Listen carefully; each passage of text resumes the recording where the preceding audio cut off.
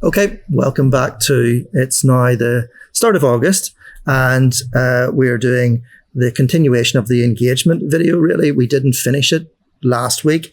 It got the most views of any video that we've done. So if we're talking about engagement, then we are becoming more engaging in terms of the selection of what we're talking about. So we are going to, again, follow the same formula of a few questions of how we are working in 2025, summer of 2025, vis-a-vis AI, context windows, and us producing engaging videos which are essentially structured data for our future selves for deployment in our marketing department. So I'm going to start with you, Poppy, and I'm going to start with energy levels. Yeah. I'm going to start with one of the things we talked last week about, whether it was engagement or whether it was context. Is it both? And we're getting to the nitty gritty of what it is. So energy levels, tell us how energy levels impact you during a day of filming. It's difficult. So it's like the double-edged sword. Like whenever, you have to make an engaging video, you have to be, obviously you want to be engaging, like that's a given. You don't want to produce something that's boring. But whenever you have to be engaging, you get that little bit of doubt. As we've mentioned, it's not something that comes naturally to us. It's not something that we're fully comfortable with being in front of the camera. So then you get this little seed of dread, and it kind of makes it difficult. And then as the more filming you do, it is draining. It is taxing. And then you start to you're like, no, if one goes wrong, if you slip up in your words and you're not, if you're not, as we said, as we're getting better, we're like, no, I can stop. Stephen can cut that out. But whenever you're not in the zone, whenever you're in that dread, it becomes a little bit more difficult. And then you're like, no, I don't want to do it. And then you start getting frustrated at yourself, and it becomes even more difficult to be upbeat, to be engaging. And I have maybe 2-3 more videos to do today. It just, that balance, it's difficult. And you're trying to be upbeat. And that in itself, I'm sort of used to it, to an extent, being a teacher. I have to, every class is a new beginning. I know that even if, no matter what happened the day before, I am the consistent in that classroom. I have to be consistent. So to a degree, I get it. But whenever it's being filmed, it's a little bit, it's a step higher. It's difficult to be. Well, you said that your peak is in the morning time. So you feel as if you're speaking videos, or you're most engaged at 11 o'clock up until lunchtime. Yeah. That is generally the way most people are. Actually, they'll try to get the most in the morning difficult part of it at that time of the day. I find for me that I'm better in the afternoon, but everybody's differently. I feel like you maybe take longer to warm up than I do, but then I dip quicker than you do. Mine starts to plummet, and once mine starts to plummet, it's quite a steep. Severe. Whereas you maybe take slightly longer to warm up, but then you're able to hold it for slightly longer. Right. So we're just I'm imagining roller coasters going side by side here. So that's very interesting. So in terms of, we have to agree then in terms of how to do energy levels for the most difficult part of what we do, which is the actual filming ourselves. Yeah. So we have to basically target that period of time, which is 10 o'clock until lunchtime, to do the most difficult part of the filming, because then it should take us less time because we are at our best. But even the camera and the lights, the other last week, I was I don't know, I was maybe starting to get a little bit, I was starting to drop, and I kept saying, I was I can feel the heat coming off these lights, which don't give off any heat. It was just I was I can't do it anymore. I was starting to get flustered, and then it became more difficult, and then it becomes more forced. But I think we're getting better though at hiding that as well. I think doing the script as well kind of helps that, because it sort of gives you like a focus to take your mind off it, and you're like can focus more on reading and like just taking maybe the script more literal and less adaptions. It does help that. And you're learning the application as well within that window as well, which is kind of fun. Stephen, do you know intrinsically whenever you're doing the filming, or intuitively when something is engaging or not? Well, there's two kind of ways of seeing how engaging it can be. So this is the analytical part of it, and it's also that the bit of feeling that since you've done a few, you get an idea. So when we're filming, I have an idea of, if I'm not engaged, then the viewer's not going to be engaged. And so when we actually filming these takes, put it all together and then upload it and see what's the results of that. In terms of looking at it analytically, I look at after it's been uploaded, see if it's engaging, if the topic is interesting. So there's a couple of ways to go about that. One is seeing the likes on the video, seeing the ratio, like if there's any more likes than dislikes, or if there's no dislikes at all, that's a good sign that it's something that is actually good content, that people actually like that. To see it being fully engaged, a big plus would be if people start leaving comments, because if someone leaves comments, they are wanting to be part of that discussion of what you are talking about in your video. So I believe we were looking through some videos there that some of which people have left comments. And when you actually read some of those comments, you could see that they are taking in what you are talking about, your points that are being made. They relate to those people, what they are interested in. And then you can see it actually starts going into a conversation, and that there is such a positive in the outcome of what we are making, because that means we're creating something that people like, that people enjoy, people want to get engaged in. And that is another way of taking a look at that. In terms of shorts content, we look at see what the ratio of swipes away or stay on that, or even audience retention. There's different ways you can see of what content becomes engaging, but comments are such a huge one for that. We don't actually get very many comments. Usually the comments tend to be, you guys are talking out of your ass, what's going on there? And it's quite a lot of negative comments about it, but we would completely expect that at this stage, because we are doing very, very unusual, different approach to stuff. I would say there's not a lot of people putting this type of content out onto YouTube, because it's not a how-to type of guide. It's almost like for our future selves. We're creating a whole series of individual little JSONs for our future agents within this organization that we can then sort of scale ourselves. Yes, there's a part of it whereby what you get from it, and what I get from it, which is that just sort of journey line. But there's a more technical rationale behind why we're doing this. There's no way of creating the sort of code that the future agents, the future robots are going to need through typing, through best practice. It has to be what it means to actual real people in real businesses for it to actually really have any validity or worth, because those small businesses are the ones that have probably a more comprehensive understanding as to the economics involved in it. So we will move on here, because that effectiveness and the costings of stuff is very important. I'm going to go on to introduce the concept of tokens and costs, because you're not working here. You are teacher, you are self-employed and whatever in illustrations and videos, isn't that right? You've both worked here in the past, so you're helping me out with this content. But are you aware yourself of tokens in August of 2025? If you hadn't come in here, would you be aware of what's going on AI wise and contextually?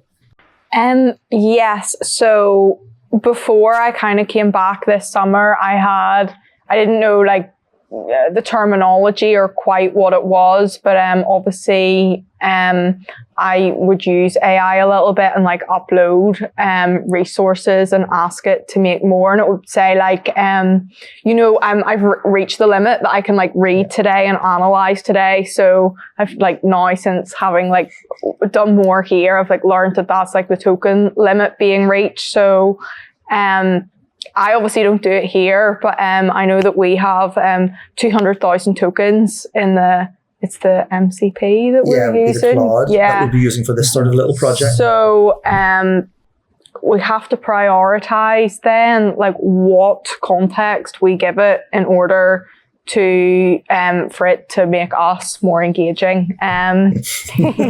So like if we're asking Claude for a script on Christmas, we want it to prioritize like our past videos on Christmas, like we want it to use that. And then obviously it does have all the background stuff as well that it can use to fill the gaps, but there's no point in it reading everything that we've got, because then it doesn't really help us. And so what sort of a subscription do you have personally with the language models? 200,000 tokens. No, but you personally, what do you have, like a Poppy ChatGPT workstation or GBTs or anything like that? No. Yeah, yes. But I don't know like what the max is, because like I would upload like PDF files and stuff. Not quite. Would you have a subscription? Would you like pay for it? No, it'd be the free version. The free version, but it generally is enough. Like if I upload maybe 4 past papers and I ask it to create like 10 using, similar vocabulary, similar topics, similar like reading ages and stuff, it usually is enough. If it reaches the limit and I'm like kind of stuck, it'll just say like come back in 24 hours, and I can then give it more examples and be like more specific about what I want out of it. And that's kind of in like my teaching work as far as I've got with it. Obviously it's a lot more advanced in here. I'm still like wrapping my head around it, so it's more important the words that we give it, the transcripts of our videos. So a 45-minute video that we would have done last year has about 6,000 words, which is like 20,000 tokens. That's 10%. So there's only so much we can give it, and still, I can see why you're a teacher. You just like express things in percentages and in summaries like that. You're very good at that. Keep it basic. So what about you, Stephen? What's your sort of, where are you at in terms of subscriptions and stuff? Well, with this here AI, personally, before I came back doing these here, my most of using any kind of AI was like pretty much like search engine. Is just like typing in like what I want to do this kind of effect, or I want to draw that, or whatever. It just gives me that. But after coming here, correct me if I'm wrong, and I believe it's the tokens that are, it's like 3 tokens a word. Is that on average? 3 to 4. Like it's 3 to 4. A token is a word usually uses up between 3 and 4 tokens. It just depends on the construction of the word and its uses in terms of adjective or noun or pluralizations. So we have like a great number of tokens with the subscription, and as you mentioned there, Poppy, just added in content from last year and to help create scripts, and I'm still going through it now. I'm still trying to see about applying it, but I can see the potential of using this AI to help create better content in the future. So it's definitely a lot more powerful than I realized it was. Like a couple of weeks ago, I was like, wow, this can create images. And I was like, wow, I could give it anything and it could like create like a tattoo for me. I was like, this is unreal. And then I came back here and I was like, whoa, these guys are like using this for serious stuff. I'm like, you could do serious like advancements in like medical like technology and stuff with this, and I was like like playing about with it. It is crazy. It's The biggest applications are in teaching and in healthcare. In terms of what it can bring in and how it can free up humanity in terms of stuff. We're using it. For me, I'm almost like using this as like, I can't stand adverts. There we go. I don't like advertising. I just think, wow, what a complete and utter waste and drain of money. And from a business perspective, I'm going, okay, how can I use it to help me make better adverts? That's the ridiculousness of it, is that rather than doing advertising just for the sake of advertising, how do you make the most incredible adverts for the most lowest budget in the most intelligent format? And it takes a process of doing it. It's years of getting there, but I can see other people using it in order to just scrape existing adverts which perform well and doing it over and over and over again. And morally, I just don't like it. I don't think that it is a route I want to go down. I want to sort of use the existing business and give it a voice out in terms of communication. Yeah, talking about communication, I think like for me, this is like off topic, but in like teaching, I think using it to communicate with people with different needs is going to be absolutely huge. Like I'm thinking about people who are, visually impaired, deaf, hearing impaired, like dyslexic, the stuff that you could use it to create resources, like resources you already have, and make them adapted to certain pupils, which is something that like teachers, it's like we love doing it, but the time, like you've 30 different pupils in that class, correct, you can only make so many resources. But this, like, it throws open so many possibilities if you use it as an ally with the knowledge you have of your pupils. It could be huge. Well, you've already seen us doing that in terms of through the current model that we're using, like is Claude MCP. And all it is 200,000 tokens, which is, say that in 60,000 words, more or less, which is essentially 6 dissertations or stuff like that. So the way that we approach our work day is that you'll have it as an input and an output. You'll have summaries so that you're iteratively getting better at what you're doing. And these little videos and these shorts are really in a short window of time showing us we are actually the products, probably you and me, in terms of how we can actually communicate better as we're complete amateurs through the video world. So the current ChatGPTs that you're operating with, with other projects are 1 million tokens. It'll go to 2 million within the next 4 weeks. So rather than worrying about getting the best possible output now, worry about building the blocks up that are the inputs that you want to put into it for the outputs. So that's what we've been doing for the past 2 years, of building blocks of around about 10,000 words of different ways of seeing things, so that you're not restricted by the limitations of the past, but can apply all sorts of different solutions. So you've got different tools that can be brought in to help you. You've got different ways of getting better at things, and you use the agents themselves and the tokens themselves to arm yourself with that. That's basically the logic behind, in terms of cost of tokens that we're applying as a business. So Poppy, let's see, any ideas about the token context window size which you think is ideal, Stephen? Like, for instance, your line of work, what you would be looking to maybe use videos, wouldn't you? Mm-hmm. You would be looking to bring that in, but unfortunately the token size just isn't going to be able to do that. You need to bring the transcriptions down to that. I see it. Okay.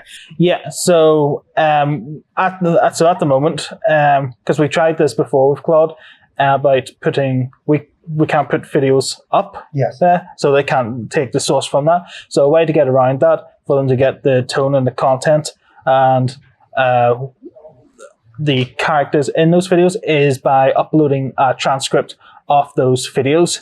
So then you can put up so many transcripts. You could, and then what I'll do, I'll just read through that, and then after giving some of key prompts about what you plan on talking about or what type of video you're going to be doing, I'll go through all that there, and I'll be able to make something that would be in a similar tone or exact tone, depending on what you write down, of a new script, and you can go through that and see if I like that, or maybe there might be some things, like sometimes it could be like cliche. You just have to just write in just to say that, okay, make it like less cliche, or or be a bit more informal, or be more relaxed, or whichever way that you want, or what you need for that video to come across, and also be how readable it is for the presenters on screen. That's interesting. One of the things that I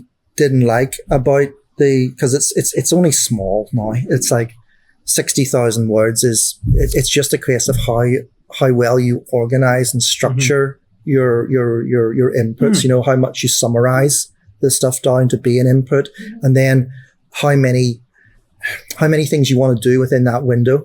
So we use the analogy of a dissertation to come out with you want to put a dissertation in at this stage, and you want to have a dissertation out.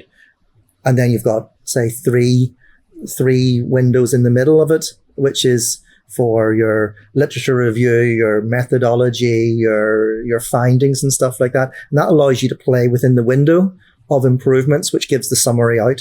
That's what we're doing within the Claude type stuff. Now, of course, we could use ChatGPT, we could use the latest model or whatever and go up to 1 million, but this size is perfectly good enough for the little project that we're working within. And it's more important to learn the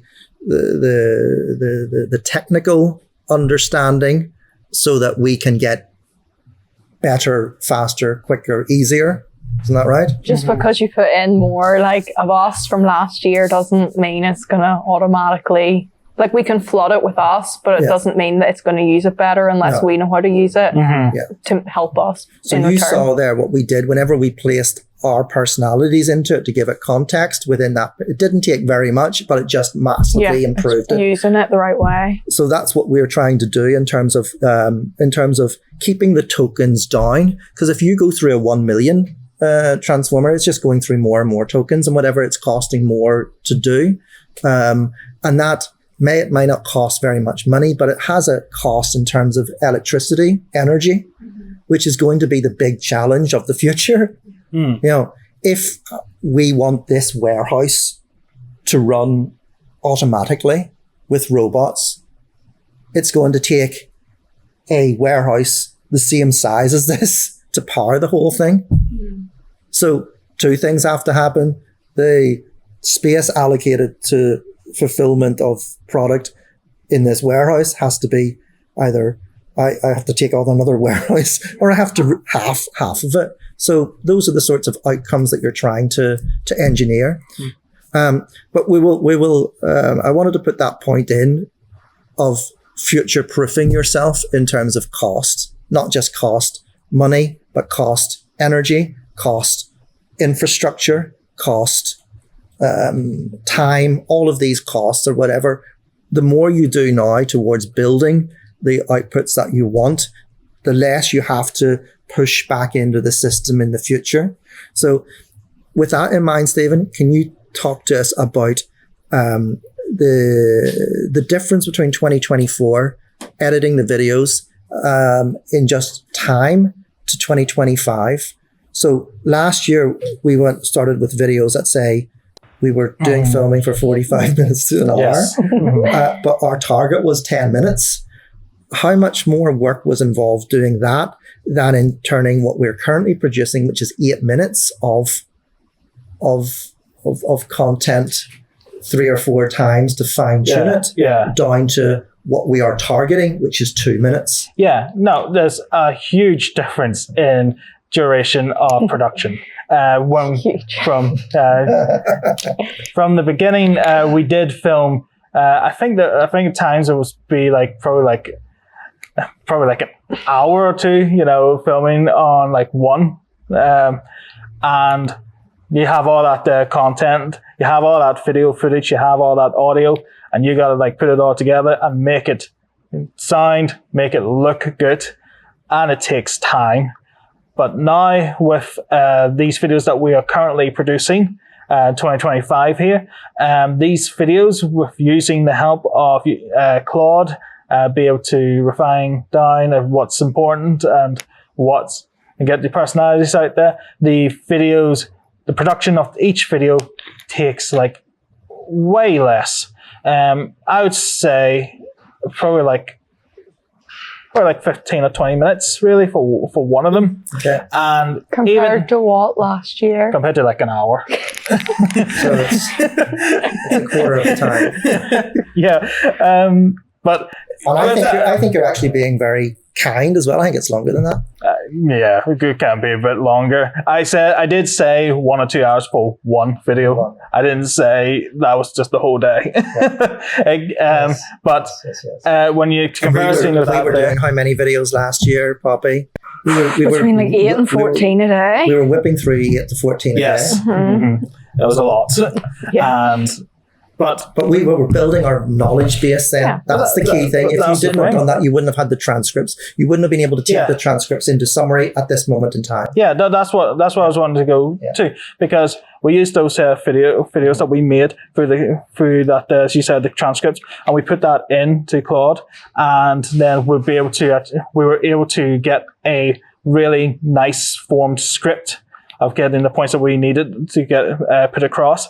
And then we use some form of an auto cue for that, and be able to go through the script, and it just decreased the production time of the video. Mm-hmm. And not only that, even though there's less video content with that, it's more in terms of quality over quantity.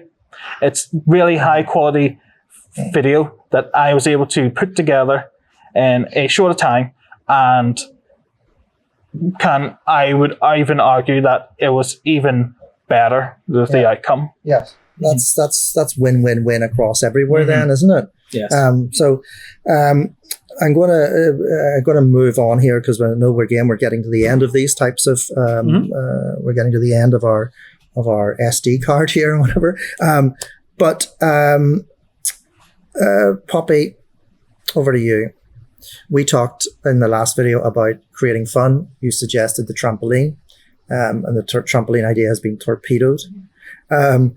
So in terms of creating a sense of fun, of communicating and transferring our message, what are we going to do this afternoon? So this afternoon, we've proposed, I say we, mainly you, have proposed the idea of using like the personas that we've like given our code for different areas of the company, using them, and Neil and I are gonna adopt a new persona. Instead of, us presenting, we're going to act a little bit more with the help of the auto cue, and like it not being us will hopefully make us more engaging if we don't feel like we're being ourselves, and we can like remove that part of the fear.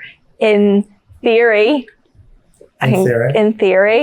we should be able to let ourselves go a bit more and not worry about what people think, and therefore be more engaging.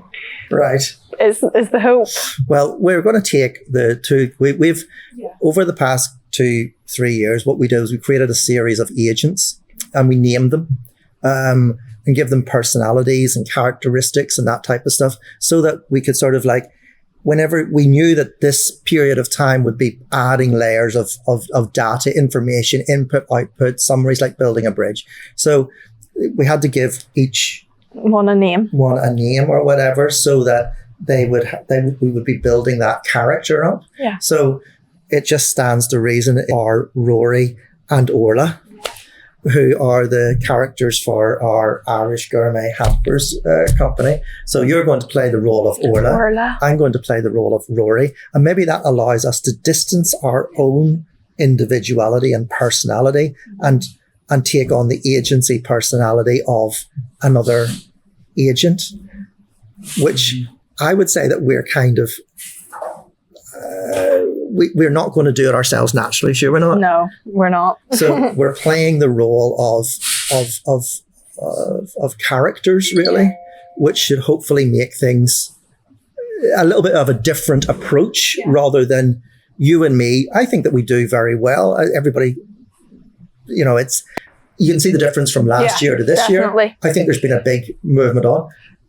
But we're just trying to go for something that little bit different, which is natural because it's a different sub brand really of the overall company. The overall company being Baskets Galore, but there's a sub brand which is Irish Gourmet. So we're going to take on the role of we've got the natural accents for it, haven't we? Yeah.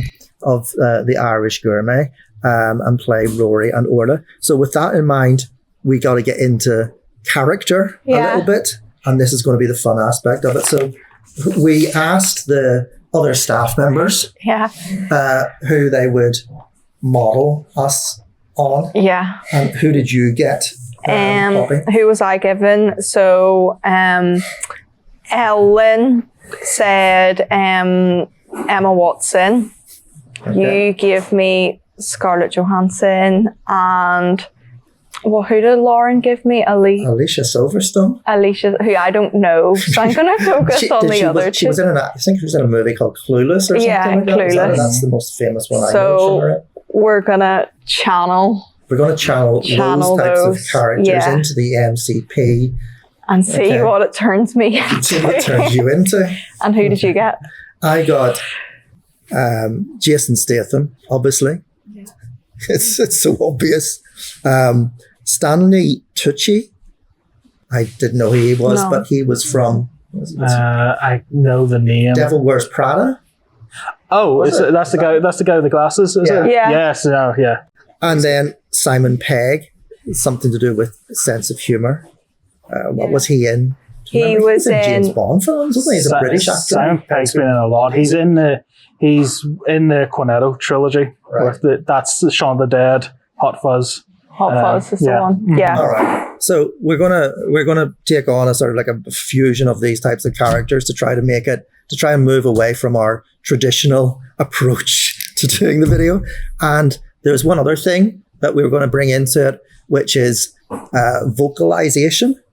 So because last week we did we asked the MCP to create scripts and whatever based upon all of the information data, we're going to ask it here to change our tone of delivery, because tone of delivery should be a huge element of what is engaging, isn't it? So let's bring in a tonal delivery expert. And I actually saw this on, I can't remember the name of the person. I think it was on Stephen Bartlett's Diary of a CEO, whereby it said, it doesn't really matter.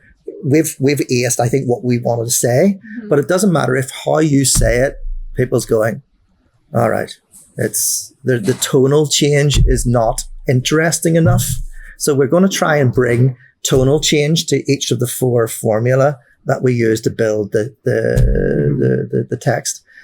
At the end of the day, at the very start of this summertime, we said the objective was for you to watch a video and me to say, here you go, here's us doing this video, and for people to go, wow, you must be experts, and to use modern technology, you must have been doing this all of your life, but to fast turbocharge our capabilities using modern technology to actually deliver what is possible and get us watching ourselves. And if we can do that, and that's what people take from these little podcasts and how to do it and whatever in the future, then we've performed a very important social task. Would that be right? So I think that's going to be us for this podcast of we're bang up to date with what we're saying, what we're doing. We're going to go off now. We're going to do this filming and talk about it next week or whatever.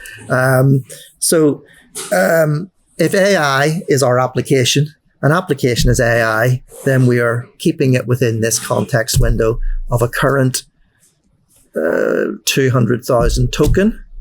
And that should be enough to get what we need to do at this moment in time. Think what you can do in the future, really. Any final comments from you, Poppy? Are you looking forward to doing this? Are you excited? I would have said that I'm okay at tonal shifts, but as someone who teaches drama, I am deeply petrified of what this is going to ask me to do. So we will see.